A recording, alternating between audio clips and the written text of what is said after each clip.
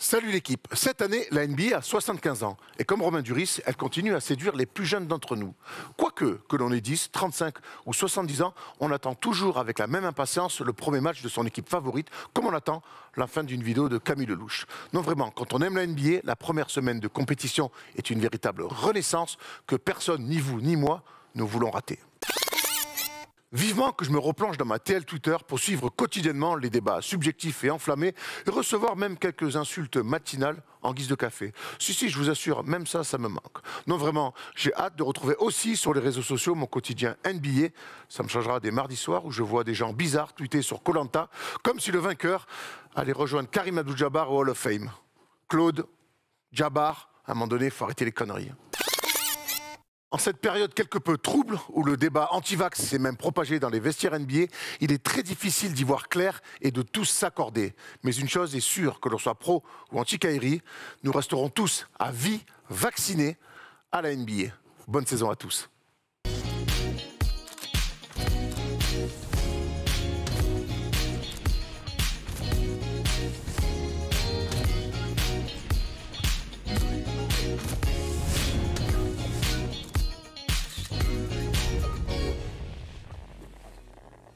Salut l'équipe, on est jeudi et le jeudi, encore une fois cette année, ça sera le First Day Show. Si la NBA a 75 ans, le First Day Show a lui 5 ans, nouvelle saison et nouveau plateau, comme vous pouvez le voir. Mais malheureusement, on ne peut pas tout changer dans cette émission et je vais devoir faire encore une fois cette année avec mes acolytes, mes amoureux que j'aime tant, Thomas et Steph. Comment ça va les amis? On est bien installés là, dites-moi là. Très bien installé, la NBA a 75 ans, comme ta voix. Il y a un peu de ça. On peut clairement extérioriser cette affaire là, ta voix est dramatique. Eh ben, j'ai attrapé froid, comme ça arrive.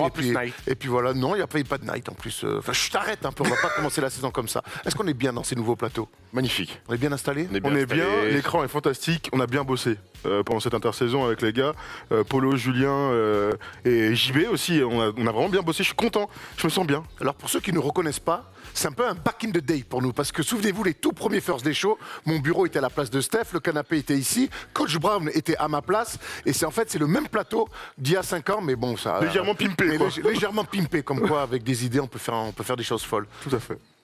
On était au premier, on est redescendu au -1, c'est ça l'évolution First Team aussi. On adore.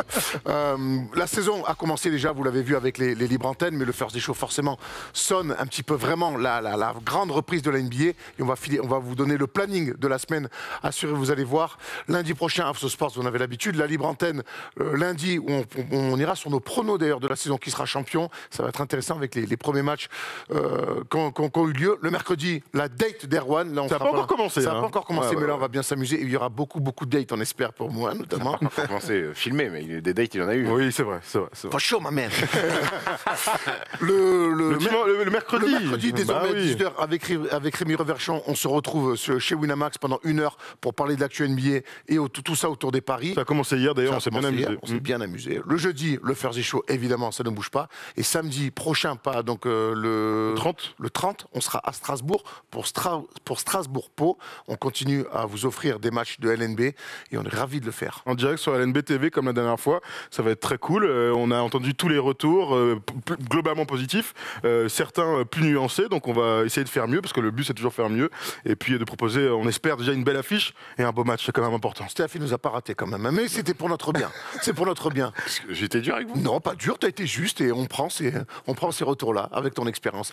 Avant de se lancer dans les news, on a un petit teaser quand même à faire. On a un petit teaser, ouais. Bon, vous savez que cette année c'est plein de cadeaux. On va en faire des tonnes sur les réseaux. D'ailleurs, il y a toujours un petit concours sur les réseaux. Je regarde là-bas Jérémy qui me dit oui de la tête avec Rookie République qui vous offre à vous tous ceux qui veulent jouer des sacs NBA ils sont beaux, pour commencer la saison de basket qui va bientôt débuter. Et puis en fin d'émission, on ouvrira. On l'a toujours pas ouvert d'ailleurs.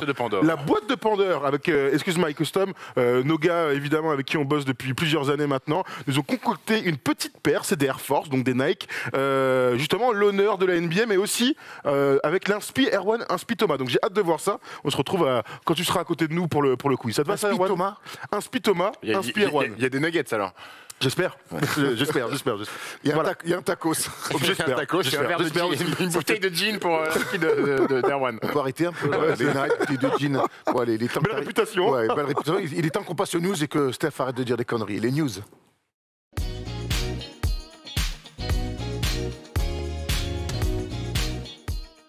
Et les gars, on va commencer avec la première news de la saison du First Day Show. C'est quand même les premières images qu'on a vues. C'est la remise de bague des Bucks à Milwaukee à domicile. Steph, je vais aller directement vers toi parce qu'on a vu qu'il y avait une atmosphère très particulière. On a vu des images fantastiques avec notamment Axel Toupane. On était très content pour lui qui a été le premier à recevoir sa bague. Toi, ton frère, il a vécu les finales à Milwaukee dans la salle et on a retrouvé cette atmosphère de finale. Oui, mon frère qui habite à côté de Milwaukee, donc il a réussi à trouver des billets pour ce match 6. Il m'a dit, j'ai jamais vu ça de ma vie dans la salle, l'ambiance de ouf. Il me dit après pour ressortir, ils avaient fait un espèce de place. Il me dit il y avait 20, 25 000, 30 000 personnes, c'était la folie. Et on a retrouvé ça sur cette remise de bague que j'ai trouvé comme toutes les remises de bague en général, elles sont sympas, mais je sais pas. Une remise de bague des Bucks, c'était un peu une nouveauté, c'était nouveau, c'était sympa. On a vu des mecs qui étaient plus dans l'équipe être contents. J'ai vu les yeux d'amour de Giannis Antetokounmpo quand son frère Thanasis récupère la bague. Voilà, écoute, c'était une jolie petite bague avec une petite. T'as vu, tu peux la dévisser, la mettre dans un pendentif. Bonne idée. Elle est balèze, hein.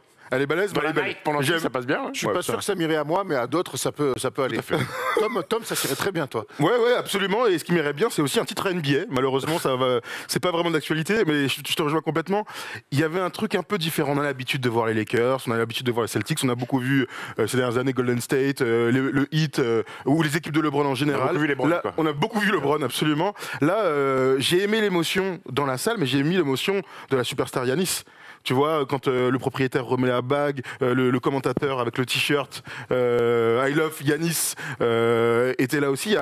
Il y a un truc un peu différent et en fait, ils ont un capital sympathie de très très haut niveau. J'ai la sensation, tu vois, tout le monde a regardé en se disant bravo les gars, ça fait kiffer. Et puis en plus, c'est que le début de l'aventure. C'était que le début de l'aventure, puisqu'il y a eu cette très belle cérémonie. Et j'ai presque envie de dire que la cérémonie s'est prolongée avec le match face aux Nets. Superbe affiche. Ouais. Et on a vu des Bucks déjà prêts. J'aime à dire que ce match ce premier match de saison régulière pour un champion, j'ai presque envie de dire que c'était le prolongement de ce qu'on a vu en finale. Ils étaient prêts, intensité des deux côtés du terrain. Il y a une victoire logique face à des Nets pas encore prêts et pas au complet. Oui, une équipe au point, une équipe sur la continuité de la saison dernière qui a changé peu de choses. Le départ de PJ Tucker qui s'est renforcé avec, j'ai bien aimé Grayson Allen qui comprend son rôle, qui est là en bout de chaîne, qui ressort sur les fixations de Giannis et qui prend ses tirs à 3 points. Une équipe bien en place des deux côtés du terrain. Et puis Giannis Antetokounmpo, j'ai pas envie de dire égal à lui-même parce que j'ai trouvé meilleur que la saison précédente. Il diffuse différemment. Je l'ai trouvé faire des skip passes à l'opposé très bon pour trouver les tireurs, même sa qualité de tir, je trouve que sa mécanique a progressé et est en progrès. Et puis les mecs sont en confiance, fort face à une équipe qui est pas encore prête. Mais c'est là où je te rejoins complètement, c'est que les bookmakers disent que les Nets sont les grands favoris de cette saison. Évidemment, quand on fait l'énumération des superstars et cet effectif, ils ont tout pour être champions. Le truc, c'est que le sport est un truc où il faut aller loin dans le potentiel. Ils ont un gros potentiel, mais il n'y a rien d'abouti. En face, ils ont évidemment un gros potentiel quand il y a Giannis, Middleton et Jrue Holiday, mais ils se connaissent déjà par cœur. On le disait, tu dis que c'est le prolongement de la saison dernière. Ils n'ont pas besoin de changer grand-chose pour espérer être champion. Il ne faut pas casser l'alchimie, ils ne l'ont pas cassé, même si PJ Tucker, comme tu le disais, a choisi de prendre un peu de cash du côté de la Floride. Mais il n'empêche qu'ils ont un super leader, ils ont un super coach, ils ont un super groupe, ils ont une hiérarchie et une stratégie qui est claire pour tout le monde. Bon, voilà, on a vu juste une équipe qui est en avance, peut-être l'équipe la plus en avance de toute la NBA. Et tu as raison de parler de hiérarchie. Et moi, j'aime bien Mac Budenholzer qui envoie des petits nouveaux prendre des minutes. Jordan Nwora qui a été exceptionnel en sortie de banc. Bobby Portis était blessé. Il nous a envoyé un espèce d'américano-georgien jouer sur le poste 5 là, qui sort de la fac. Donc des mecs qui, quand ils rentrent dans Seton Hall. Oui, Seton Hall, tout à fait. Seton Hall, Non, on sent que les mecs sont tout de suite imprégnés dans la culture du jeu. Ils veulent pas en faire trop. Ils respectent les consignes. Ils restent dans leur rôle. Et c'est ce qui fait fonctionner les bonnes équipes. Moi, ce que je trouve très intéressant chez les Bucks, c'est qu'avec ce titre-là, et donc leur leader qui a que 26 ans, et même Middleton, c'est pas un vieux, j'ai l'impression qu'ils peuvent aller encore plus loin dans leur collectif, qu'ils peuvent mieux jouer au basket. On sait que c'était une équipe très physique. On l'a vu face aux Suns, ce rouleau compresseur, mais on l'a vu pendant tous les playoffs. Ils ont toujours ça. Et en plus de ça, tu parlais des skip passes de Giannis. J'ai l'impression que maintenant, ils ont encore une marge de progression pour jouer encore mieux au basket.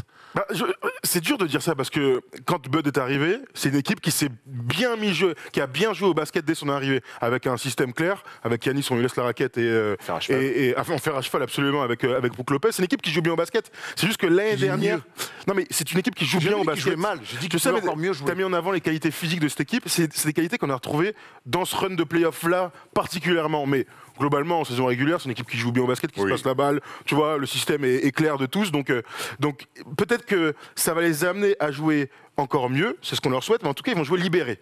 Et ça, en ça, je te suis complètement. Ils ont plus de pression. Tu sais, le truc là, le plafond de verre, ils l'ont pété l'année dernière. Donc maintenant, il y a plus qu'à kiffer ensemble. Ils ont plus de pression, mais j'ai le sentiment qu'ils ont encore faim. Parce que dans les déclarations de Giannis, il y a toujours ce sentiment de dire ok, on a gagné, on est enfin champion, mais on reste malgré tout les Bucks de Milwaukee, une petite franchise, une petite. D'ailleurs, cet été, un petit marché. D'ailleurs, cet été, on a beaucoup parlé des Lakers. On va en parler tout à l'heure dans le débat. Parce que c'est vrai que j'ai même pas dit le programme du jour. Je suis pris par l'émotion de ce nouveau plateau. Ça sera le débat du jour d'ailleurs. Hein. Qu'est-ce que les Lakers doivent faire de Westbrook, comme ça, restez bien avec nous. Mais on a beaucoup parlé des Lakers, on a beaucoup parlé des Nets, on a beaucoup parlé un peu de Miami. Des Clippers avec la signature de Kawhi, mais finalement les Bucks qui étaient les champions au titre, on n'en a presque pas parlé, ou trop peu en tout cas. On n'a pas dit Giannis quand il est venu en France quand même. Oui, pour le synthé. Bah oui, on en a quand même parlé heureusement. Mais oui, je te rejoins. Il a avancé un peu caché médiatiquement. Je mets des grands guillemets parce que bon, Giannis c'est une super méga star. Parce qu'ils n'ont pas non plus modifié grand chose. Bah oui, il n'y a rien à dire. Et on est à l'image de ce qui se fait aux States. Les petites franchises, en général, on en parle peu, on en parle beaucoup que quand on s'aperçoit que finalement elles sont bonnes, et c'est le cas. C'est comme Utah. Utah a dominé la conférence Ouest la saison dernière. On en parle très peu. Très peu. Ouais. Attention, Thomas, tu as mis un tweet que j'ai bien aimé au sortir de ce match-là. C'est bon courage pour défendre sur Giannis cette année. Mon favori pour le MVP. Hein. Ouais. On en a parlé dans la libre antenne. Moi, c'est mieux, c'est moins saccadé. Il est en train de progresser. Il est dans une équipe qui se connaît par cœur. On le dit depuis tout à l'heure. Je vois pas pourquoi ce serait pas lui qui incroyable en défense. Le compte qu'il met encore là. Physiquement, c'est un truc de ouf. Parce que Claxton, il est haut. Hein. Il est très haut. Hein. Ah ouais. Ça nous a rappelé un peu le ralenti. Le ralenti, la blonde, elle est au cercle. Hein. Il lui met un contre incroyable. Ça nous a un peu rappelé le contre fou contre les Suns sur un alley-oop là. Tu sais, mais franchement, le mec sur DeAndre Ayton, il fait. Mais tu sais, c'est des trucs de surhomme. Et pendant les actions, on a vu une passe baseball de Chris Middleton là, que l'anticipation. On sent que les mecs se connaissent rebond. Il se dit mon gars sûr, il est parti en sprint là, la gazelle. Puis t'imagines, t'es champion en titre, t'as une équipe. Clairement une équipe pour faire un back-to-back et t'as même plus la pression médiatique. Honnêtement, attention aux Bucks. Ouais. On va quand même parler de l'adversaire du soir des Bucks, c'est les Nets, qui étaient certes pas au complet, mais cette défaite-là, Kevin Durant, il l'a eu un peu en travers. On les a vus notamment extrêmement dominés au rebond offensif. Et la sensation que j'ai eue, moi, je sais pas ce que vous en pensez, c'est que cette équipe-là, oui, a du talent, mais est encore très soft, notamment à l'intérieur. Aldridge pas prêt, Claxton pas prêt à avoir un rôle de titulaire. On peut pas donner à une équipe 20 shoots de plus que nous. Quand vous avez beaucoup de talent, parfois vous voulez éviter les chocs. C'est vrai qu'on a vu une équipe pas prête au combat, en tout cas. Sacré déclat, celle-là, dès le premier match. Marcher dessus, 13 rebonds offensifs pour les Bucks, puis il parle des 20 possessions. Il y a dû avoir un différentiel sur les pertes de balles aussi. Non, pas prêt au combat. Manque un peu de soutien du côté de Brooklyn. Et puis toujours le même problème défensif qu'on a connu au début de saison dernière aussi. Tu prends 130 pions sur un match d'ouverture. Tu sais les bases et les axes de progression. Maintenant, est-ce que l'affaire Kyrie Irving a un peu perturbé tout ça? Je ne suis pas persuadé que ça soit une bonne excuse pour ce match de pré-saison. Moi, j'ai vu un Harden-Durant capable de scorer sur le talent individuel, mais j'ai pas retrouvé un garçon comme Joe Harris capable de briller parce que manque un peu de collectif aussi. Donc il est resté en playoff, malheureusement. On se souvient qu'il est capable, il est dramatique sur la fin des playoffs, hein, en demi-finale de conf. Ça peut arriver. Bruce Brown qui doit maintenant prendre plus de responsabilités. Il joue peu. Il a mis Javante Carter qui a été dramatique. Patty Mills qui a fait du Patty Mills qu'on connaît comme d'habitude avec son rôle. Il a mis que 7-3 points sur 7 tentatives. Voilà. La rentrée du mec. 21 points. Puis des filoches, l'intensité, le rythme que met ce garçon-là, c'est vite. Qu'est-ce qui va vite. Et puis il va leur faire du bien. C'est Filoche Mills. Il va leur faire énormément de bien. On le savait, mais il a confirmé très vite. Surtout dans l'absence de Kyrie, parce que bon, c'est la grande interrogation. Après, il comble pas la création. La création et puis défensivement. Bon, bref, moi je pense qu'il y a c'est qu'un match, il en reste 81. En tout cas, c'est une belle piqûre de rappel en vous disant les gars, faut s'y mettre. La saison a commencé. Un peu rouillé. Bon, la Marcus, je l'ai vu court sur des tirs à 4-5 mètres, alors que tout niveau, ça touchait même pas le filet. La Marcus, dans 3 semaines, tu lui files la balle, il mettra 12-14 points par match minimum, tranquille.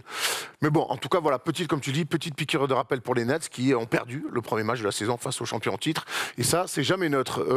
On espère en tout cas, pourquoi pas, se faire une finale de conf entre ces deux équipes qu'on retrouvera certainement en play-off. On enchaîne avec une deuxième news, et là, ça va être compliqué de parler basket tactique en tout cas, puisqu'on va surtout parler basket discipline, puisque Ben Simmons est de retour chez les Sixers. Il est revenu alors qu'il ne voulait pas revenir pendant tout l'été, c'est ce qu'il avait clamé haut et fort, mais sous la pression de son agent Rich Paul, il est quand même revenu au camp d'entraînement. Mais quel retour de notre ami, il s'entraîne avec un téléphone, il check personne, il dit bonjour à personne, il se fait virer par Doc Rivers. Il veut pas faire des drills. Il se fait virer par Doc Rivers, il veut pas faire des drills défensifs. À quoi joue Ben Simmons, les amis? C'est une bonne question. Je ne sais pas à quoi il joue et personne n'a la réponse pour l'instant. Entre poker menteur, parce qu'il est revenu, parce qu'il a compris qu'il perdait de l'argent, ni plus ni moins, il revient avec une attitude mais déplorable. Alors justement, j'avais envie de te poser la question. Toi qui as souvent une attitude déplorable. Est-ce que tu belle-mère à l'entraînement? Est-ce que tu as souvenir, peut-être de toi, de ton propre fait ou de coéquipiers qui sont revenus au training camp ou dans des situations un peu comme ça, apparemment il dit même pas bonjour aux gens qui bossent autour. Il y a le staff et tout ça, mais il y a aussi les gens au sein de la franchise. Non, moi j'ai pas connu ça. J'ai connu des mecs qui faisaient la gueule parce que pas contents après un match, ils ont pas joué, des trucs comme ça. Mais des mecs qui disent bonjour à personne, ça m'est jamais arrivé. C'est très bizarre. C'est très bizarre. Alors est-ce qu'il est revenu parce qu'il a son conseiller de la banque pop qui lui a dit gros, ça serait bien quand même que tu retournes au camp d'entraînement pour t'entraîner un peu parce que tu vas perdre de l'oseille.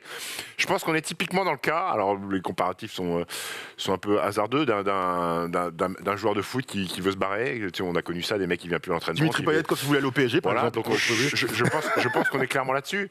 Pas envie d'être là. Et puis je suis désolé. Quand on voit les déclarations de Joel Embiid, on va sûrement les voir d'ailleurs. Bien sûr, c'est terminé. Joel Embiid a fait un pas vers Ben Simmons en disant bien, on va prendre mon jet privé, on va tous venir te voir. Le mec a dit non, reste sur le tarmac, c'est pas la peine de venir. À partir de ce moment-là, c'est terminé. Donc je vois pas comment les deux peuvent cohabiter. Donc il va falloir trouver une solution. Les deux, t'es gentil, hein, c'est la franchise. Oui, la franchise. On va l'écouter d'ailleurs. Joel Embiid, pas content, et je crois que même qu'il est passé. Il est passé encore plus, qui s'en branle maintenant. Il passait à autre chose, c'est ça que tu veux dire? At this point, I don't care about that man, honestly. He does whatever he wants. That's not my job. That's those guys' jobs. I'm only focused on trying to make the team better, win some games, play hard every night, try to lead, the guys that we have here. And I'm sure they feel the same way because, our chemistry has been excellent. Despite everything that's been happening in the last few months, like I said, I don't really care. Ça a le mérite d'être clair, quoi. C'est le discours d'un leader d'une franchise qui a une saison à faire, qui a des objectifs très élevés, comme l'a fait le propriétaire des Nets en disant écoute Kyrie, moi je veux pas mettre en péril le collectif. Joel Embiid, il a des garçons avec lui à mener, pourquoi pas un titre. Donc il a pas envie de se préoccuper d'un mec qui fait la gueule et qui a pas envie d'être là. Il a envie de se concentrer sur les mecs qui sont inclus dans le projet. Je trouve que c'est une belle réaction de leader. C'est la seule réaction qu'on pouvait attendre. Il ne veut pas jouer larmoyant à dire bon non peut-être que Ben, surtout qu'on peut imaginer qu'ils ont essayé de discuter, en tout cas qu'ils ont fait un pas vers lui comme tu l'as dit. Là c'est attitude déplorable, tu es obligé de le faire et puis là on sent que la rupture est consommée quoi. Je n'imagine pas une réintégration normale de Ben Simmons. Après on sait que dans le sport tout va très vite et qu'il sera bien obligé de jouer. S'il n'y a pas de trade avant ça, et que seules des très bonnes performances de sa part peuvent lui permettre de revenir en odeur de sainteté dans le collectif. Et pourtant, je pense que quand même que quand il y a des ruptures comme ça, même si derrière tu fais semblant, c'est impossible. Je pense à Draymond Green et Kevin Durant, vous vous souvenez de cette embrouille mémorable. Derrière, on avait senti qu'ils avaient chacun fait un pas vers l'autre. Enfin, KD 6 mois plus tard, il s'était barré. Donc les vraies ruptures comme ça, et pourtant c'était par rapport au jeu. Je pense que c'était moins grave absolument que ce qui se passe du côté de Philly. Mais même tu me parles de bonne performance. Pour moi, c'est cassé en fait. C'est cassé. Regarde, Steph, on a des images de l'entraînement de Bleacher Report qui nous a encore régalé. Et effectivement, ça a l'air très compliqué à l'entraînement des Sixers. Leave the gym right now. For what? I'll ask you one last time to leave the gym before I help you leave.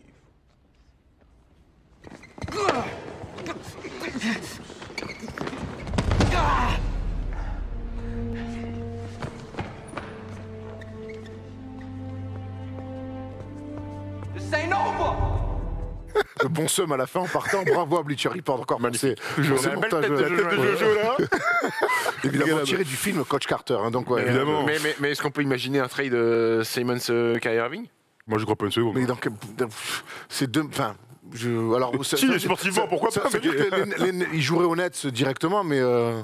Non, mais sportivement, oui, un grand oui, mais sauf qu'il y a un mec qui peut pas jouer parce qu'il est vacciné, il y en a un autre qui fait la gueule. Est-ce que tu vas aller chercher ce mec-là sur lequel il y a beaucoup de doutes, il y a beaucoup de choses qui sont ressorties sur ces années au lycée, à LSU, à la fac, où en fait, il s'en bat les couilles quoi, du basket. Il s'en bat les couilles, il est pas concentré, il est pas impliqué, il est capable de se couper de groupe. Moi, ça j'ai envie de le prendre avec des pincettes parce que quand t'es à la fac, t'es jeune, t'es un branleur. En plus, tu citais un mec surdoué, très jeune. Moi, sur son début de carrière NBA, on peut lui reprocher plein de choses. Pas de pas être investi. Ouais. Oui, d'accord, mais ça c'était le cas les 3-4 premières années, là c'est fini ça. Mais là c'est un cas particulier, il y a une vraie embrouille. Mais n'oublions pas non plus qu'après l'élimination face aux Hawks, ils lui ont tiré à vue dessus. Oui, non mais bien sûr on connaît les raisons, il n'empêche que le constat pur, c'est que si t'es une autre franchise, au vu de ce qui était dit dans les Scouting Reports à sa draft, et ben là ça s'est confirmé dans le monde professionnel. Mais si t'es Brooklyn, tu préfères pas avoir un mec qui est quand même malgré tout un joueur de basket correct, un très bon joueur de basket. De jouer un peu moins maintenant, capable de jouer 75 matchs, que de garder Kyrie Irving qui peut ne pas jouer. Moi c'est pas forcément au Nets où je le vois, mais qu'est-ce qu'on peut monter aujourd'hui autour de Ben Simmons si on est les Sixers? Qu'est-ce qu'on peut espérer? Et clairement, ils ont dit qu'ils voulaient du concret. Ils ne voulaient pas des role-players. Ce qui est terrible, et des choix de draft, c'est qu'aujourd'hui, alors peut-être maintenant avec ce qui s'est passé ces derniers jours et ces dernières semaines, ils vont peut-être revoir leurs exigences à la baisse. Mais cet été, on sait qu'ils ont été très exigeants, très gourmands pour un échange avec Ben Simmons. C'est un joueur énorme de NBA. Donc oui, mais un joueur énorme qui va pas demander 2 sneakers, un bounty. Oui, non, mais d'accord, mais un joueur énorme qui a ce comportement-là, il peut te baiser une saison. Ça fait une saison en moins pour jouer l'Embiid, pour jouer le titre. Je sais pas, il y a quand même des calculs un peu plus profonds. Il faut qu'ils aillent taper à la porte de Sam Presti, non? Casey, ils en ont 350. Et puis ils récupèrent beaucoup en échange. Non mais en fait la situation est illisible. Ils ont tenté, ça fait pas beaucoup grave. La situation est illisible parce que d'un côté tu as une équipe qui vise le titre, donc qui peut pas se permettre d'avoir un point mort, parce que là pour l'instant c'est un point mort Ben Simmons. Mais d'un autre côté, il n'y a personne qui en veut, ou en tout cas qui veut lâcher vraiment un gros package. Donc pour l'instant, c'est une impasse. Tu sais que c'est une impasse. Et puis il n'y a pas de rumeur. Et il n'y a pas de rumeur. Moi, je vais proposer un truc et tu sais où j'ai envie de le voir et qui Philadelphie peut récupérer en échange.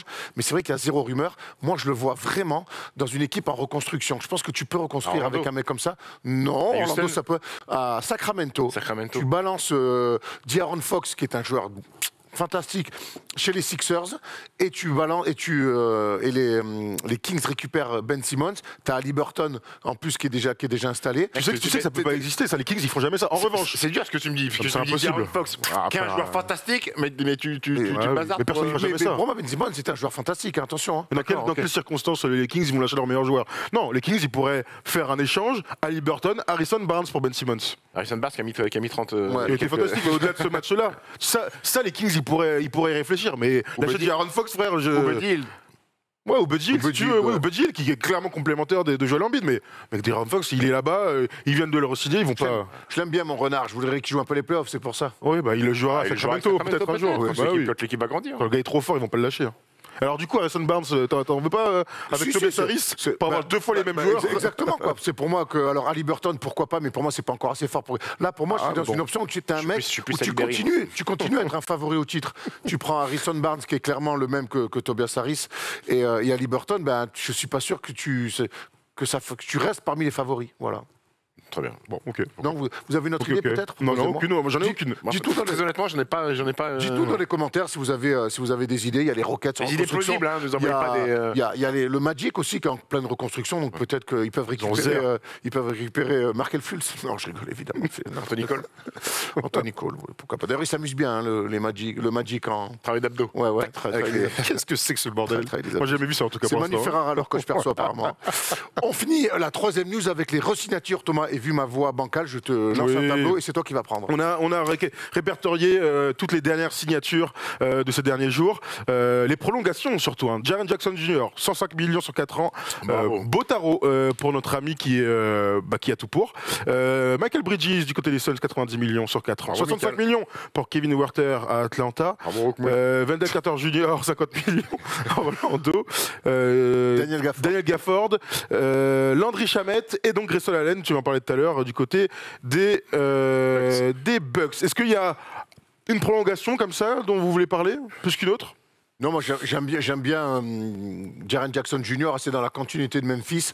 On a vu sur le premier match des Grizzlies que Ja Morant et va devenir un joueur exceptionnel. C'est important de bien l'entourer. Et c'est bien de l'entourer d'un poste 4 au large comme ça. Qui est un super défenseur. Donc intéressant. Très content pour Michael Bridges, c'est la continuité des Suns. Landry Shamet, je trouve ça surprenant. On va voir tout à l'heure que la continuité des Suns, ça marche pour certains, pas pour d'autres.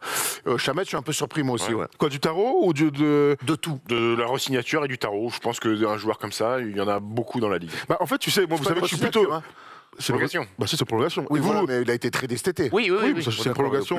Ils lui font confiance en tout cas. Moi, vous savez que je suis pas le plus grand fan de Landry Shamet, mais il y a un truc qui est simple avec lui, c'est que ce soit à Philadelphie rookie, que ce soit aux Clippers en 2e année, ou que ce soit du côté des Nets, il a toujours joué. Il a toujours eu un rôle, et il a toujours été plutôt performant.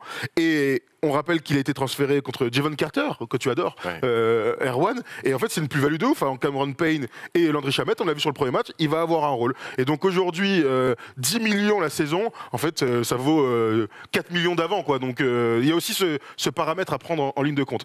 Et juste un mot sur Kevin Huerter, du coup, qui signe un bon prix. Il dit dans une interview un truc super, il a raison, quoi. Il dit aujourd'hui en NBA, on veut nous faire passer 100 millions de dollars pour pas grand-chose.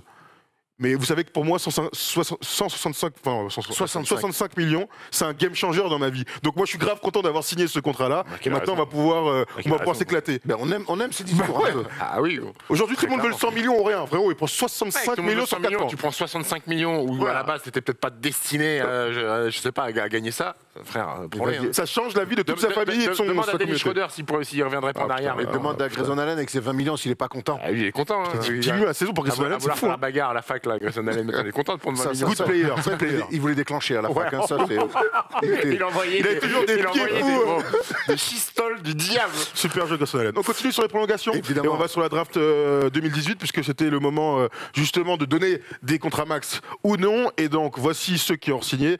En fait, on vous donne la liste des mecs qui ont signé, surtout pour parler de DeAndre Ayton. On sait que Luka, que Trae Young, que Shai et que Michael Porter Jr. ont pris le max possible. Luka est déjà All-NBA, donc lui, il a le super max à 207 millions. Les autres peuvent y prétendre s'ils y arrivent. Mais donc, DeAndre Ayton était sur le marché, entre guillemets, en négociation pour prolonger, et ça ne s'est pas fait. Et apparemment, il ne serait pas content. Tu m'étonnes. Ben oui, il n'est pas content parce que je pense que les résultats déjà ont peut-être pu lui laisser croire qu'il allait avoir le contrat max. Et puis quand tu vois tes copains de la draft, ça on sait que les mecs ils vivent aussi un petit peu là-dessus. Ben c'est le seul et c'est même le premier numéro 1 de draft qui n'est pas prolongé à part depuis Anthony Bennett. Depuis Anthony Bennett. Bah ouais. Mais bon, Anthony Bennett Anthony Bennett. Même les standards de Brest, il n'aurait pas prolongé Anthony Bennett. Anthony Bennett est très bon là en Europe, il fait un très bon début de saison. C'est un bon joueur. Il joue en Eurocup pour un BCL dans une équipe turque ou israélienne, je crois. Donc c'est surprenant. Maintenant, va falloir que les deux, ça serait dommage que les deux n'arrivent pas à s'entendre. Il faudra faire des efforts des deux parties. Ça serait terrible pour l'un et pour l'autre qu'ils n'arrivent pas à trouver une entente. Après, juste pour quelques millions. Quel est le salary cap des Suns? Chris Paul est encore sous contrat pendant combien de temps? Ils l'ont prolongé 120 millions sur 4 ans. Prolongation de Michael Bridges, Landry Shamet, Devin Booker. Mais en fait, le souci, c'est pas tant à combien, c'est est-ce qu'ils veulent vraiment le garder. Moi, j'ai aucun doute sur le fait qu'ils veuillent le garder. Je pense qu'ils ont tenté un peu à l'esbrouf. Regardons cette petite déclasse, si vous voulez, d'ailleurs, de James Jones, le GM. C'est sûr que c'est décevant de ne pas avoir trouvé un d'accord, mais ça l'est également de voir que c'était 5 ans au max ou rien. Ouais, donc en gros, il n'était pas super flexible. Après, on peut le comprendre, et tu l'as dit tout à l'heure, quand tu vois Shai qui prend 73, moi, je pense que lui, il les vaut aussi, tu vois, au vu de ce qu'il a montré pendant les playoffs l'année dernière. La situation qui devrait avoir lieu, là, ce qui va se passer, c'est qu'il va faire sa saison comme ça. L'année prochaine, soit ils se remettent d'accord, sinon il y a une autre équipe, et donc tout va bien, soit une autre équipe peut proposer, et ils peuvent matcher. Et ils pourront s'aligner. Donc il va prendre le max. On sait qu'une autre équipe lui donnera, quoi qu'il arrive, le max. Pas qu'il se fasse les croisés, par contre. Ah, c'est un risque. Oui, tu as raison. Bon, on va pas lui souhaiter ça. On va pas lui souhaiter ça. Du bois, bien joué. Ah, tout à fait. Mais donc voilà, il est en tout cas petite friture sur la ligne. On espère que ça va pas les embrouiller, en tout cas pour ce début de saison. On espère. Ils ont perdu contre Denver, hein, rappelle. Ouais, sponsor PayPal, gros, ils peuvent lui faire un virement. Voilà, sur cette excellente vanne, on va clôturer les news. On va passer sur le gros débat de ce premier First Day Show de la saison. C'est comment utiliser Westbrook. Vous avez 4 heures.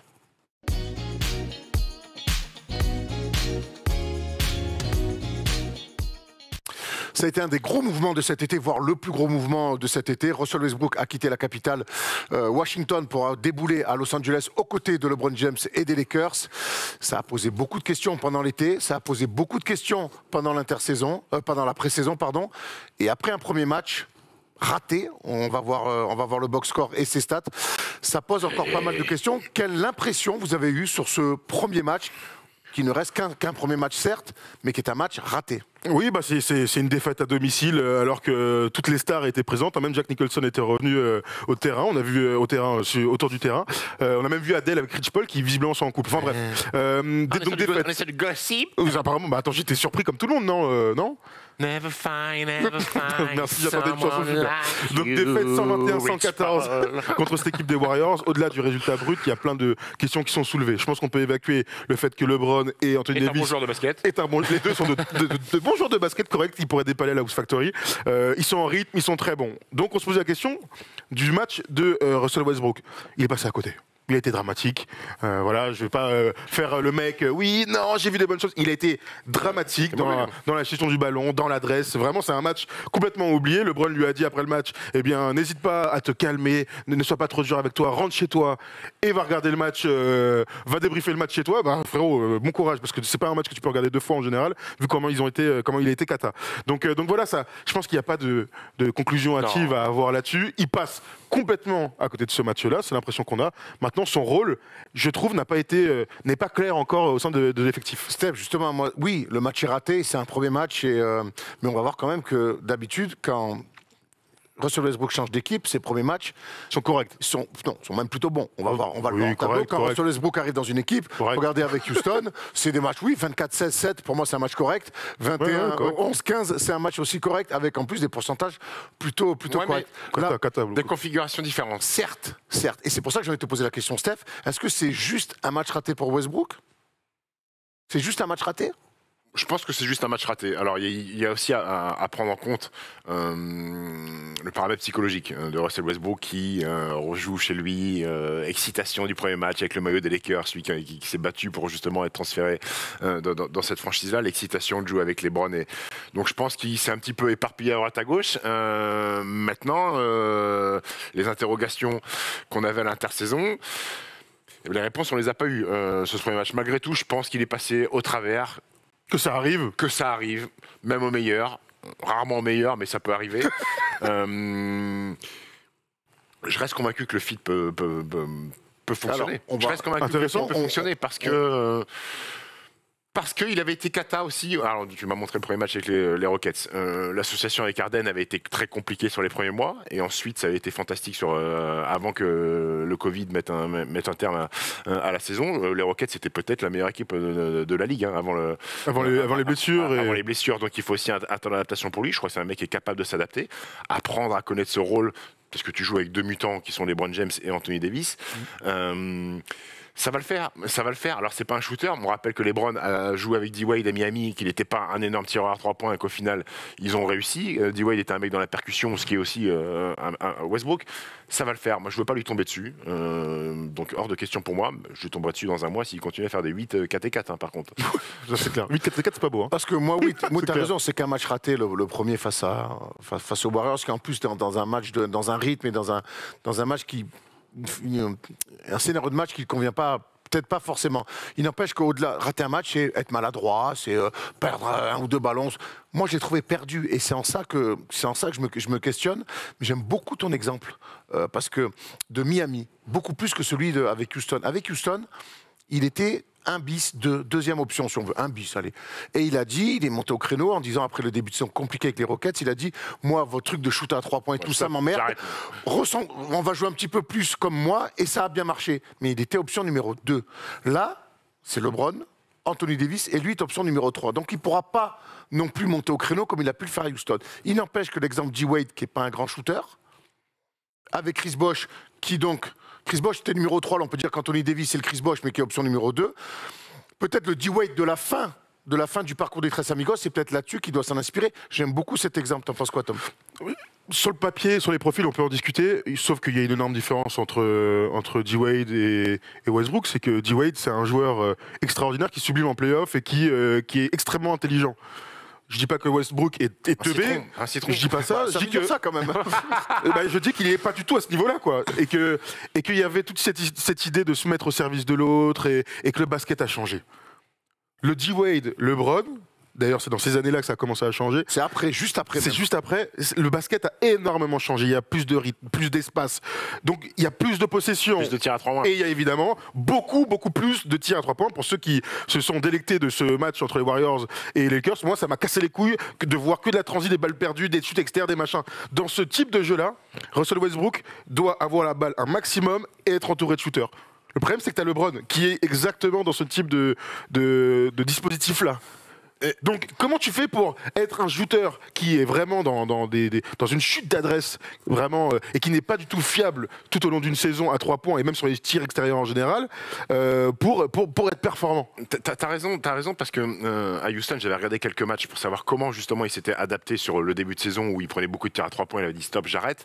Il avait beaucoup le ballon en main et il jouait beaucoup de pick and roll avec James Harden. C'est James Harden parfois qui venait poser des écrans à Russell Westbrook. Et inversement. Et Russell Westbrook, par son agressivité sur le pick, allait agresser dans la percussion et après fixer pour ressortir ou prendre des petits jumpers à 2 points. Et moi je pensais, ça reste qu'un match, je pense que ils sont capables de le faire avec les Lakers, que LeBron a posé des pics à LeBron et LeBron a fixé pour donner soit Anthony Davis pour ressortir sur LeBron. Sauf que la problématique aux Lakers, c'est que LeBron a beaucoup le ballon en main et que Russell va l'avoir. Et on va pas le lui enlever, quoi. C'est LeBron. Exactement. Et que Russell Westbrook n'est pas une fin de chaîne. C'est pas un joueur de fin de chaîne, Russell Westbrook. Non. C'est un joueur de début de chaîne. Ouais. C'est clairement début de chaîne. Et t'as raison, et on n'oublie pas qu'aux Rockets, non seulement il a gueulé, et puis ils ont un peu modifié le jeu, mais au détriment d'un gars qui était titulaire et presque All-Star parfois, c'est Clint Capella. Hein. Clint Capella, on rappelle de l'ultra small ball, ils l'ont non seulement mis, il était un peu blessé, clairement, ils l'ont mis sur le côté, ils l'ont transféré. C'est inimaginable que les Lakers aille dans ce type de truc. Et je pense même pas je pense pas de mettre sur le côté Anthony Davis. Je parle même de ne pas jouer avec de grands. C'est-à-dire que DeAndre Jordan... Tu penses qu'il y a des séquences où Anthony Davis va pas être 5 et LeBron... Non, je pense que dans leurs 5 majeurs, en tout cas, Frank Vogel aime bien commencer avec Anthony Davis sur le poste 4. Donc ce sera Jordan, par exemple, qui a commencé dans le 5. Ou Dwight, il faut leur donner un peu de temps de jeu. Et c'est comme ça qu'ils sont allés chercher le titre de champion. J'imagine pas du tout les Lakers changer complètement ce truc-là en disant, comme il y a Russell Westbrook, on va laisser des couloirs de pénétration de ouf et on va mettre que des externes. Et ça pose problème de jouer avec un second et Anthony Davis, c'est que Russell Westbrook, quand il percute, si tu joues avec Dwight Howard ou David Jordan, le spacing, c'est que c'est pas un joueur de spacing. Donc justement, c'est ma question. Comment on essaye d'utiliser, comment on peut utiliser aujourd'hui Russell Westbrook? Un meneur, un deuxième arrière. Regarde, on a fait la comparaison. Il y a certaines choses, il y a certains mêmes articles américains qui disent sixième homme. Ouais, ça me paraît inimaginable. Tu me diras, Melo un jour a accepté d'être sixième homme. Alors avec tout le respect que j'ai pour Melo, c'est pas un MVP qui a fait des saisons de Russell Westbrook. Et puis OKC était encore titulaire. Regarde, on a fait vraiment grossièrement ces différents rôles dans les autres franchises où il a joué. Évidemment que du côté d'OKC, c'était le meneur de jeu. Il est évidemment un grand passeur dans les stats et un grand rebondeur. Donc on l'a mis comme ça, il est omnipotent, il a tous les premiers ballons, il joue énormément de ballons, il est à la création, il joue beaucoup de pick and roll. Du côté des Rockets, il est scoreur, slasher, parfois poseur d'écran. C'est lui qui joue un peu le rôle du grand. On l'a vu ensemble à Boston, où il fait un énorme match. Il est dans l'agressivité, dans l'agression de son défenseur. Il est tout le temps hyper intense. Et donc ces qualités-là de Russell Westbrook ressortaient. Quand il va jouer du côté Wizards, il revient ce meneur de jeu en triple-double, qui joue beaucoup de pick and roll et qui va donner des ballons pour Bradley Beal avec énormément d'utilisation du ballon. On n'imagine pas du tout qu'il redevienne ce meneur de jeu au sein des Lakers. On est d'accord? C'est impossible qu'il ait ce rôle-là. On est d'accord. Donc pourquoi est-ce qu'il n'aurait pas ce rôle, le rôle qu'il a eu du côté des Rockets, donc d'être un arrière parce qu'il aura moins la balle, parce qu'aux Rockets, il est 1 bis, là il est 3. Mais ça change quoi dans le... Qu'est-ce que ça change? En fait, c'est comment tu utilises la balle quand tu l'as dans les mains. Que tu l'aies 40 fois dans un match, ou 25. On va dire, je t'abuse, mais tu vois, ou 25. La manière dont tu utilises, c'est ça qui va importer. Ben, le truc de Westbrook, c'est que c'est un joueur de frustration. C'est un joueur qui se frustre. D'orgueil. Et dès s'il a peu la balle, donc moins la balle, quand il va la voir, il va et quand il va la voir, il va vouloir créer quelque chose très vite, trop vite souvent. C'est ce qu'il a même un peu fait déjà face aux Warriors. Moi, la question que j'ai envie de poser, c'est est-ce qu'on imagine Russell Westbrook être capable de changer son jeu? Mais si lui est pas capable de le faire, je pense qu'il y a tonton numéro 6 qui va lui expliquer. Parce que c'est intéressant ce que tu dis, parce que LeBron, il l'a pris dans sa maison. Oui. C'est lui qui a fait venir Westbrook, les deux se sont parlé, ils se sont bien dit des choses basket. Le problème, c'est que moi, j'ai l'impression qu'aujourd'hui, l'arrivée de Westbrook, elle est plus bling-bling parce que c'est les Lakers que sportive. J'ai l'impression que, on peut faire Westbrook, on fait Westbrook, mais derrière, il n'y a pas eu de réflexion sportive. Donc tu penses que sportivement, c'était mieux de faire Buddy Hield parce que c'était lui qui était... Dans la complémentarité, c'est sûr. Moi, ce dont je suis sûr, c'est que c'est peut-être la superstar la moins complémentaire de LeBron, d'accord. Mais quand tu as Russell Westbrook et que tu le fais venir, il faut le prendre pour ses qualités. Je ne sais pas ce que vous vous attendez par faire changer. Il ne faut pas que ça devienne un shooter à 3 points. Tu peux pas. Tu vois, c'est ça. Tu as entièrement raison. Un coach, quand tu prends un joueur, faut exploiter au maximum les qualités du joueur. Donc t'adapter à lui, quoi. Tu ne peux pas transformer un joueur qui, depuis 10 ans, joue de cette façon. Tu peux lui dire, écoute, tu as joué comme ça depuis 10 ans, et ben tu vas devenir un autre joueur. Parce que là, tu perds le joueur. Donc il faut exploiter au maximum les qualités du joueur, tout en le faisant rentrer dans un collectif, en le faisant comprendre que ce qu'il faisait auparavant, il peut continuer à le faire, mais avec parcimonie. Il ne peut plus le faire 50 fois ou 60 fois dans un match. Parce que les bons. Même ça, moi, j'ai peur que ça ne soit pas assez. Si c'est qui continue à faire du Westbrook, même moins. Mais s'il continue à faire du Westbrook, pour moi, ça ne marchera pas. Regardez ce qu'a déclaré le Shaq. La saison est longue, Erwan. Il va y avoir des matchs où les Browns vont être sur le terrain. Et là, tu vas te dire, Westbrook, il va être là, il va jouer 40 minutes avec la même intensité. Mais ça, c'est l'énorme point positif. Alors, on va prendre la déclat du Shaq. Je vois Westbrook comme un simple role-player, un très bon joueur. C'est un role-player. C'est LeBron en premier, Davis en second, et ensuite Russ. Il peut faire son truc sur les contre-attaques. C'est ce qu'il sait faire. Après, là, tu parles d'une troisième option. Alors, troisième option, c'est role-player. Peut-être qu'il appelle une troisième option d'une équipe chaque role-player, très bien. Mais moi, je pense quand même que tu vois, dans l'idée d'avoir Russell Westbrook, donc il faut l'utiliser pour ses qualités. Donc il faut que ce soit le deuxième meneur de l'équipe. Quand je dis deuxième meneur, c'est que à chaque fois que LeBron n'est pas sur le terrain, ça doit être lui le meneur de jeu. Donc déjà, LeBron va jouer ses 35. Donc il reste au moins 13 minutes où tu dois être le meneur de jeu, être même dans les systèmes de LeBron. Donc jouer de l'ISO, jouer des pick and roll, servir les gars comme tu sais bien le faire, jouer de la transi parce que c'est comme ça. Et lorsqu'ils sont associés tous les deux, il faut qu'ils soient dans un rôle. Et c'est difficile parce que tu changes un peu de rôle. Mais il faut que tu sois un peu comme ce que tu étais aux Rockets. Donc vraiment dans ce truc de tu as la balle, faut être agressif.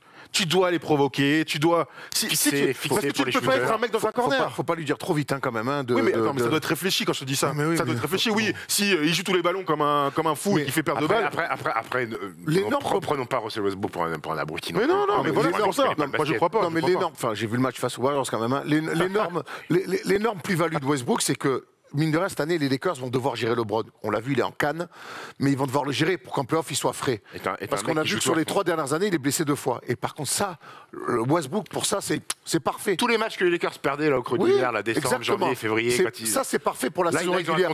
C'est parfait pour la saison régulière. Qu'il soit à 100%. Ça, c'est vraiment parfait pour la saison régulière. Moi, ce qui va m'intéresser, c'est maintenant, c'est quand les deux vont être sur le terrain. Et c'est toute la question, c'est tout le questionnement qu'on a. D'ailleurs, dites-nous dans les commentaires, vous, quand les deux sont ensemble, quel serait le meilleur rôle de Russell Westbrook, une espèce de mix de ce qu'il faisait un peu à Houston. Viens, on se projette sur un 5 majeur, par exemple, de fin de match. Westbrook, a priori, va jouer donc LeBron, Anthony Davis en 5, ça on connaît.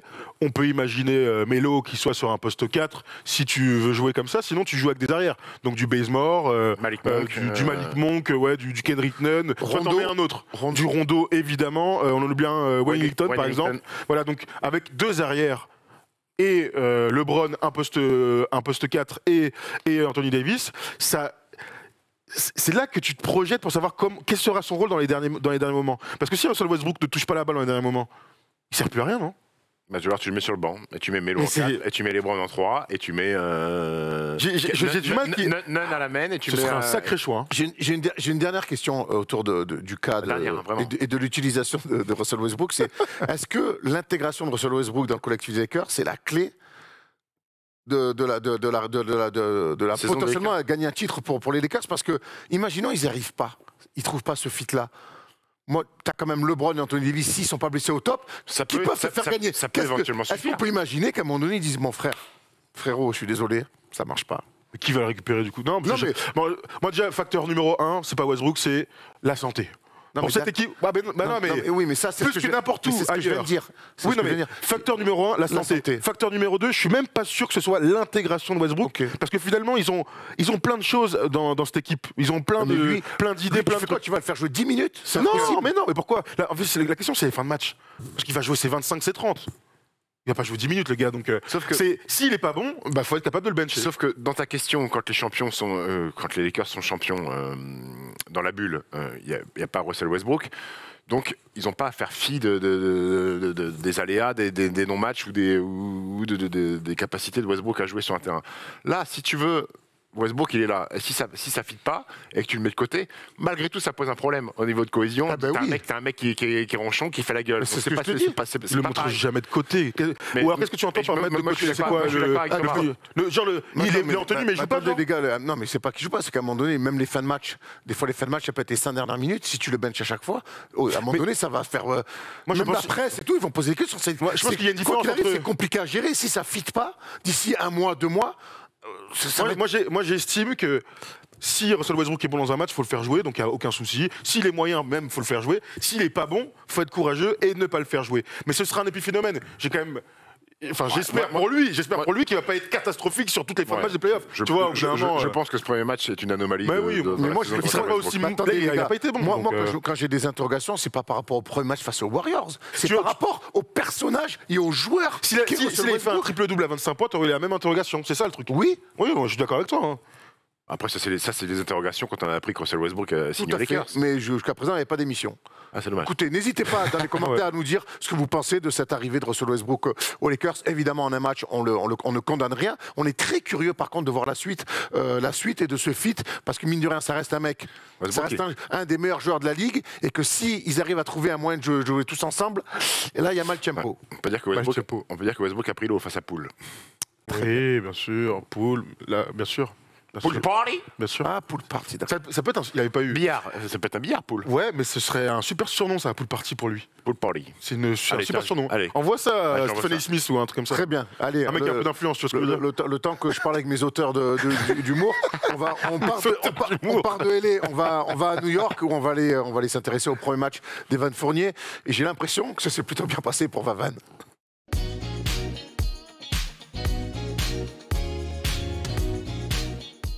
Il n'a cessé de crier tout l'été qu'il était chez lui à New York, qu'il était bien, que c'était exactement les ambiances qu'il souhaitait. Il était fait pour les Knicks. Et messieurs, hier soir, premier match face aux Celtics.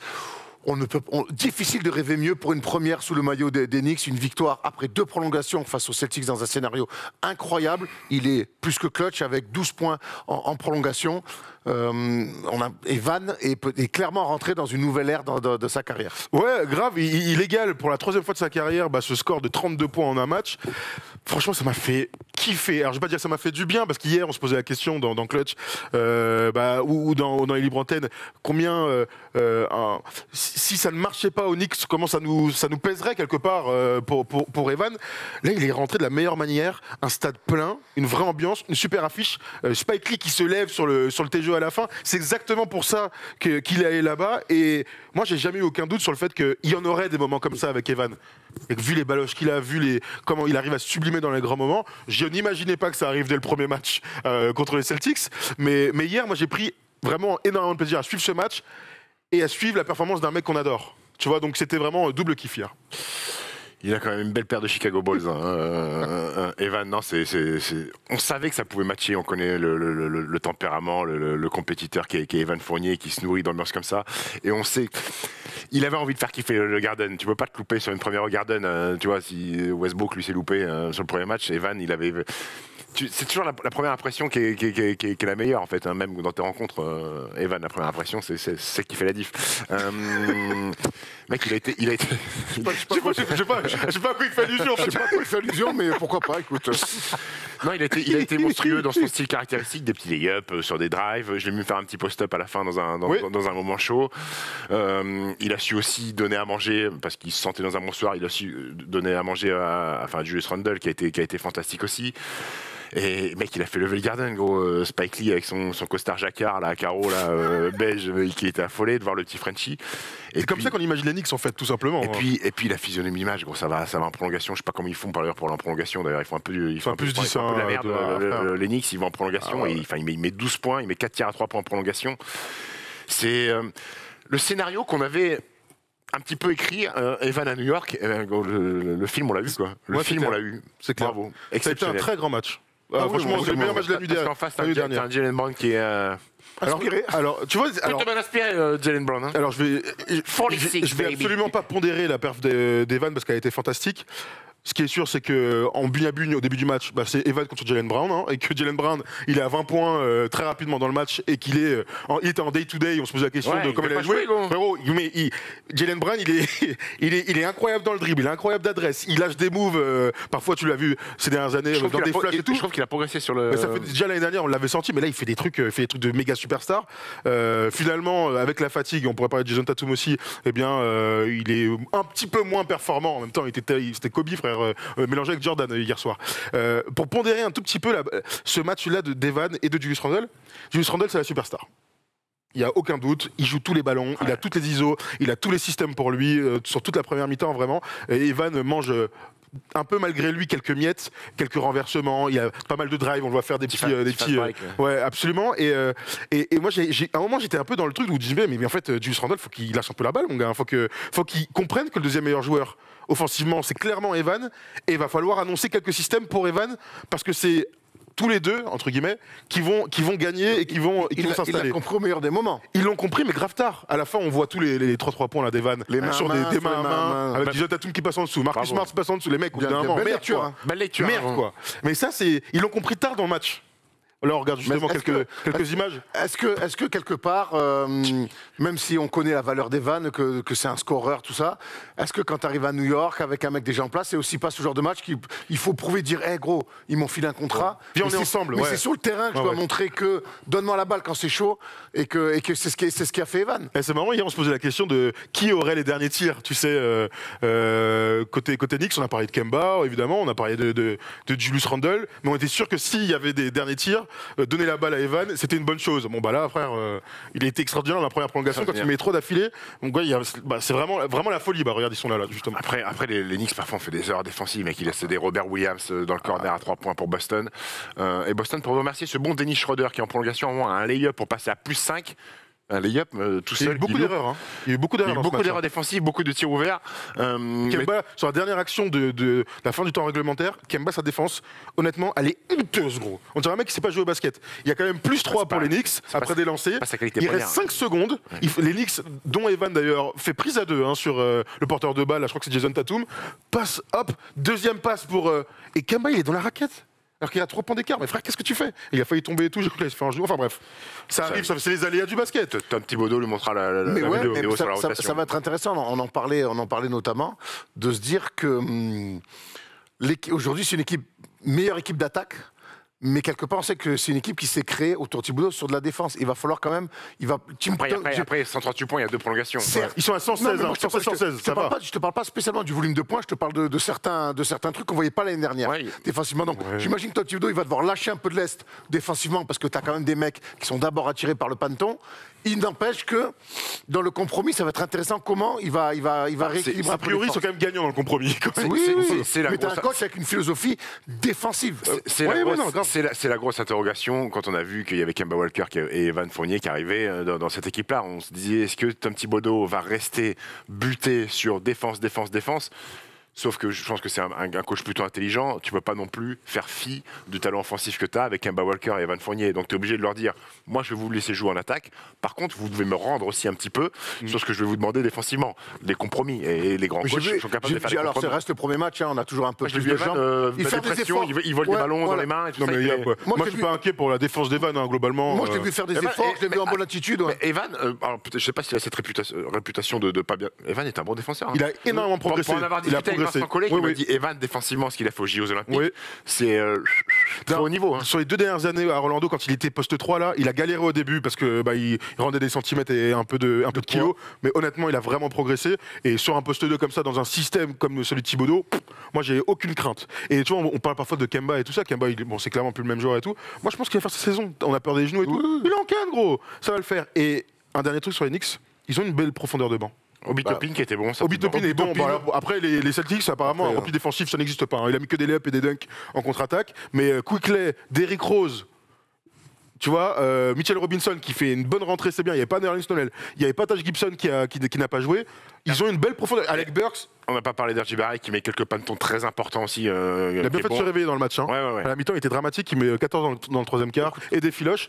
En tout cas, c'était un très bon premier match. C'était un bon match de basket. C'était un super match. Tu m'étonnes. Très sympa à regarder. Tu m'étonnes. La suite pour les Knicks. Sans Toto Horford pour oui, c'est important. La suite pour les Knicks à Orlando. Reçoit Orlando. Et là, ça va être sympa. C'est dans une semaine. Reçoit Philadelphie. Ben voilà, ils seront à 3-0 avant de jouer Philly. Voilà. C'est bien pour lancer la saison. Ouais, c'est très bien pour lancer la saison. Et après, ils enchaînent à Chicago. New York, super. Chicago, ça va être bonnard aussi. À voir. En tout cas, voilà, on est ravis. On est ravis pour Evan. New York, Chicago, back in the days. On est ravis pour Evan. Et ce maillot des Knicks avec le. Très joli. Je vais me l'acheter direct. Je suis très bien. Numéro 13 Je me fais encadrer. Très signé par Evan, encadré, bravo. Un petit mot sur les Celtics quand même et sur la performance de Jason Tatum, hein, parce que on n'est pas dans le focus, mais on peut le dire. Il faut le dire, c'est pas dans le focus, mais c'est quand on a vu ce match-là, il a shooté 30 fois le coq. Gros, tu sais, parmi les nouvelles choses que Ime Udoka doit apporter à cette équipe, c'est de changer un petit peu cette ciseau à outrance là de Jason Tatum. Ok, Jaylen Brown est incroyable hier. Frère, il fait que des tirs externes, que des tirs difficiles. Il n'est pas dans un grand soir. On sait que quand il n'est pas dans des grands soirs, il a tendance à... Rapproche-toi. Il fait c'est devenu un bœuf, un de ouf. Gros, vas-y, tu post-up, des lancers, des trucs. Et il était cramé à la fin du match. Il envoie un tir ouvert à 3 points, airball de ouf. Derrière, il a la balle pour gagner. À la fin il met un sauciflard. Un sifflard. Fade away à droite, la balle, il y a le cercle qui est là, la balle, elle va là. Il met un sauciflard peau épaisse. Hein. Oh là là. Bon, bref, c'est un premier match qui arrive et tout ça. Mais bon, 7 sur 30, c'est vilain. Mais j'aime quand Jason Tatum est agressif et va au lancer. On c'était un axe de progression, il semblait l'avoir compris. 5 free throws hier. C'est pas normal. C'est pas normal. Avec un ballon en main comme ça qui tire 30 fois, 5 free throws, ça fait pas beaucoup. Et en plus, tu sais, il est dans ce truc de. Tu connais les Américains. Continue de tirer, même si dans un mauvais soir. Faut mieux faire 1 sur 19 que 1 sur 5, c'est-à-dire que tu as perdu confiance. Ok. Bon, maintenant, frère, il y a plein d'autres trucs à faire dans le basket. Tu drives, tu kicks, tu fais des trucs. 7 sur 30. Non, mais continue à shooter, c'est quand t'es grand ouvert, c'est bien joué, faut prendre. Il en a eu, hein. Ouais. Il en a eu, mais il mettait des airballs, le mec. Bref, fais autre chose. On imagine que Jason Tatum sera très revanchard. C'est pas Robert qui met les filoches c'est pas Robert Williams qui met les filoches chez l'autre Williams. Grant était dans le 5. Williams. Parce que Robert Williams, il tire pas à 3 points après. Les deux Williams étaient dans le 5. Tout à fait. On a fait le tour de ce match-là, de ce focus, et évidemment, on ne peut se quitter comme d'habitude sur le First Show, avec le quiz de Tom Chiaravino.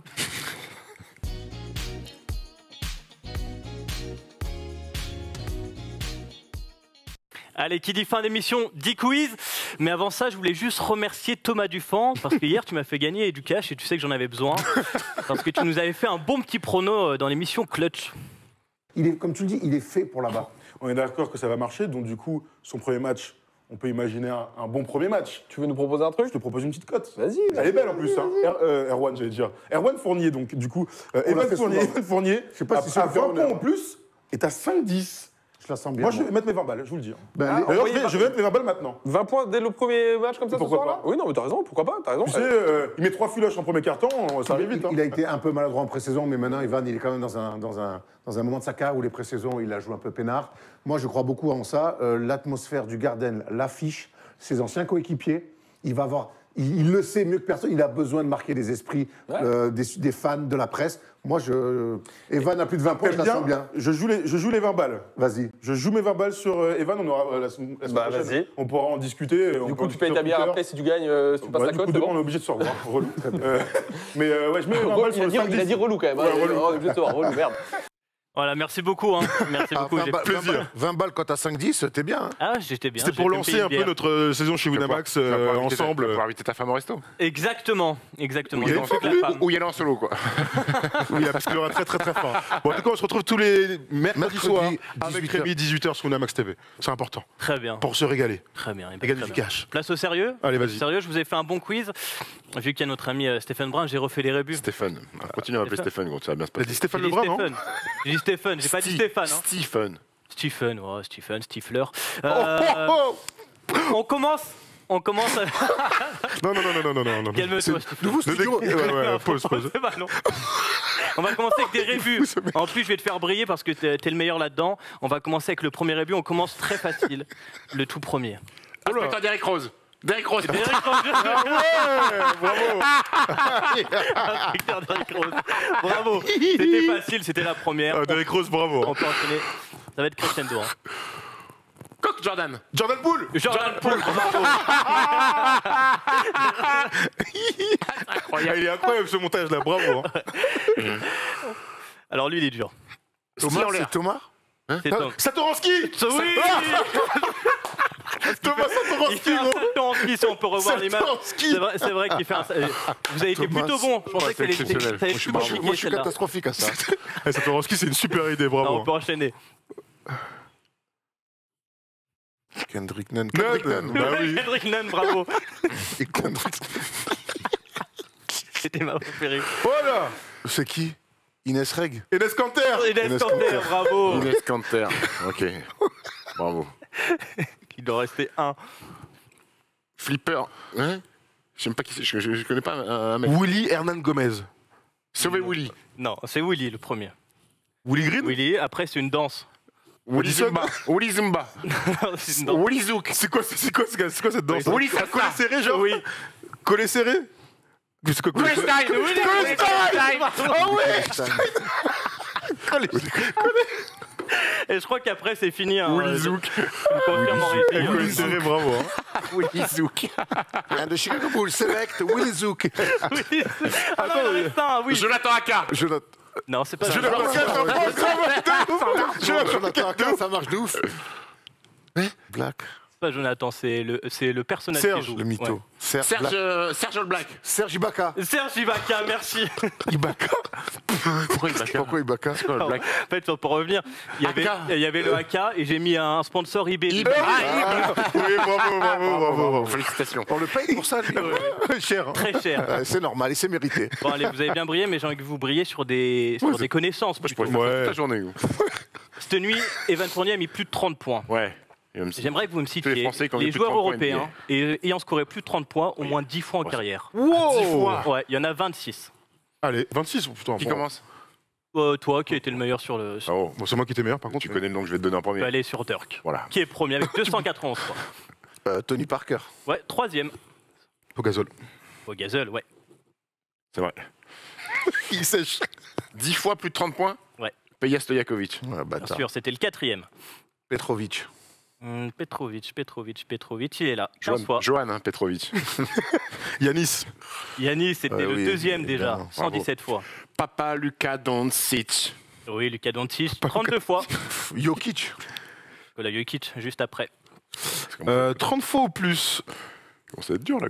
On peut, ouais. 30 fois. Il y a 26 Non. joueurs. 30 points. 30 fois, 30 points, 10 fois. 30 points ou plus. Putain, des bons- Tu peux avoir... Européen, t'as dit, hein? Tu peux avoir 1000 Européen. fois... Tu peux faire... Oui. Tu peux faire 1000 fois la blague. Il y a un joueur de tennis qui s'appelle Milman. Tu peux battre Milman une fois, tu peux battre 1000 fois Milman. Dragic. Dragic, oui. Ah, bravo. Pas mal. Bon, Sorti derrière les fagots. Ah ouais, complet. Bravo. Et toi? Ouais. Putain, j'en avais un tout à l'heure, je suis vraiment un abruti. Je vais tenter, mais non, les Schrempf et les Rick Smith, ça. Attends. Gros. Faut me dire des noms, hein. Attends, tu tentes un truc. Ah oui. On prend le premier nom. Qu'est-ce que ça veut dire, ça? Allez, je prends Schrempf. Tu prends le Schrempf? Ouais, Bah oui, je ça t'avais dit, marche. gros. Tony Kukoc. Tony Kukoc. Et la bafouille 10 fois. Oh, Chien des bois. bravo. Il n'y avait personne back in the days qui faisait des trucs comme ça. Chaque Hein. personne, il est pas Antoine européen. Rigaudot. A-t-il joué 10 matchs comme en NBA? Il y a des Français. Hein. Ah bon? Ah non, ça Ah va. bah oui, Evan Fournier. Evan Fournier, évidemment. 10 là aussi, non? T'as dit des Français, c'est-à-dire qu'il y en a encore? Ouais, Il y en a, Evan Fournier, c'était sa deuxième fois cette nuit. trop bien. Allez, vas-y. C'était ça combien, Evan? 12e. 12e, ok, j'ai compris deuxième, excuse-moi. Je vais dire Andrei Kirilenko. Ça doit être juste, hein. Kirilenko, il n'y est pas. Il est là, petit Mike. Il n'y est pas, je suis désolé. Moi, j'aime bien l'idée de Rick Smith. Hein. Rick Smith, c'est très bien, 23 fois en carrière. Combien tu as mon idée 23. Pourquoi 23 fois, tu l'as pas dit? Mais il mettait des C'est points. énorme, hein. C'est évident. Il reste un gars quand même qui l'a fait 54 fois.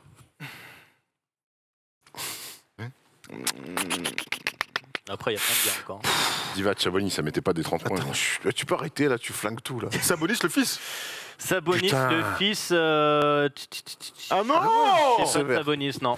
Moi, j'ai envie de dire, je suis sûr que Divac, il a dû le faire. Il a joué longtemps quand même. Il mettait des fois des. Non, jamais. Cette époque-là, Non, Divac, non. Jamais. Non, Divac, si t'en as un dernier. tu Alors peux attends, gagner, laisse-moi réfléchir. Calderon? Non. Alors, il restait Ben Gordon. Ah, il est anglais, il ce est chien. Il l'a fait 54 fois. Ah ouais. Nicolas Vucevic, 20 fois. Putain, Ah oui, ouais, j'ai vu le Porzingis, Putain, on est nul. Marc Gasol, Ah ouais, bah oui. Mariani, Marc Gasol, je l'avais, je dis, il a pas scoré 30 fois.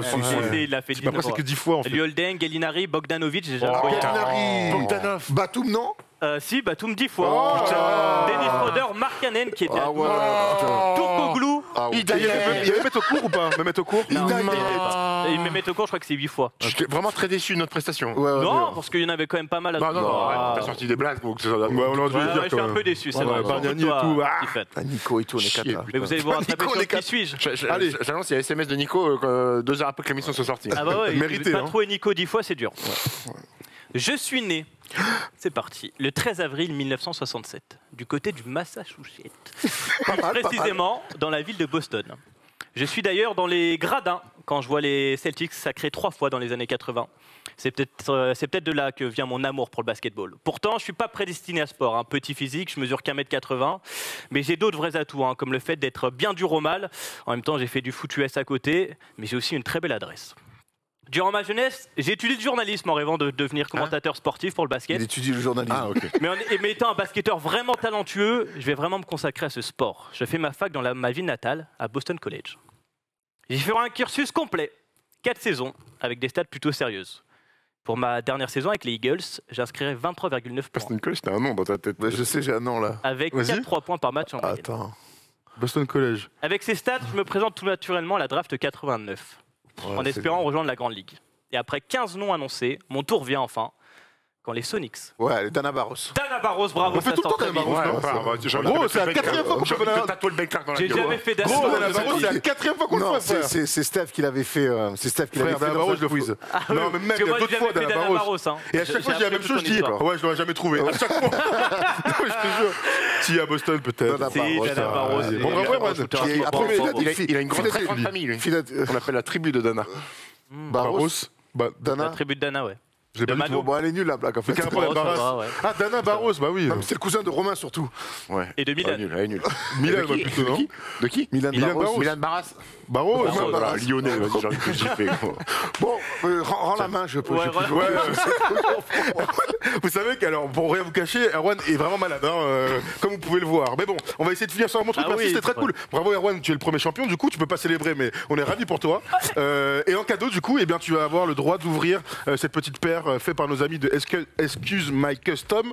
Donc les gars, merci encore. On la découvre en même temps. En même temps, je vous rappelle qu'on se retrouve prochainement.